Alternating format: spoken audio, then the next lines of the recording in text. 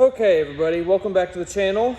So today we're going to be talking about something a little different. So I've been super into woodworking, and today we're going to talk about how to make a router sled. It's really easy to do. It's probably one of the easiest things to do. You need a few things. You need, obviously, a router, a 4x8 sheet of plywood. I just cut mine down into a 4x4, and then I just got a 2x4. After you get all your wood, what you're gonna do, just get a piece of angle. You don't have to use angle. I mean, you can make it out of wood, but I had it laying around and just welded it. You don't have to weld it. You can actually just screw it. You can just tap it together, and then there you go. So what you do is you get your 4x4s, you cut them to the same length as your 2x4s, cut them the same length as your sheet of plywood that you cut. Then, whenever you have your metal put together, you use a little bit, however wide your sled is. I just went 6.5 because I measured the distance from here to here, and that way you just put it down and it slides back and forth. It's not ideal. I mean, it's cheap. Was almost free. I mean, after your tools, of course. I had all of this scrap kind of just laying around. And yeah, so now what you do is you just set your board down here. You can clamp it, but what I'm just gonna do is I'm just gonna probably just screw in from the bottom and then just run it back and forth. You know, just use like a little screw and then just kind of fill it in with wood. With like a wood paste, and then you can just sand it off.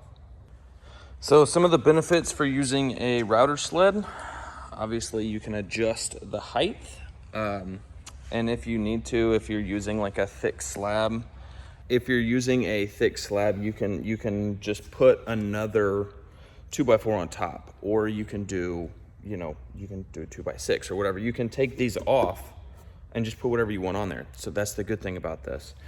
And then you don't ever have to worry about changing your 2x4 slide rail out, because even if you change your 2x4 height rail, it'll still be the same. Like it'll, even if this is 6 inches or 10 inches or whatever you want it to be, you'll always keep that on there for your guide to slide. My recommendation for doing this way, try to get like a WD-40 or like a grease or something like that to put on the actual rail. So that way this will slide a little bit easier.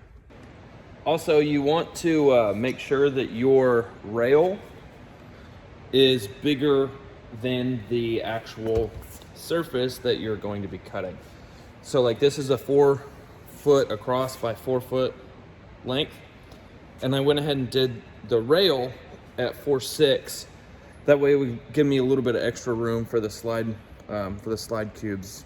I don't know what they're called. I'm just gonna call them a slide cube. All right, so I got this Texas.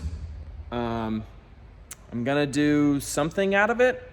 I don't know what we're gonna use, but I'll drop a link in the description where I got it. And I think we're going to use this cherry. It's hard to kind of get a good light on it.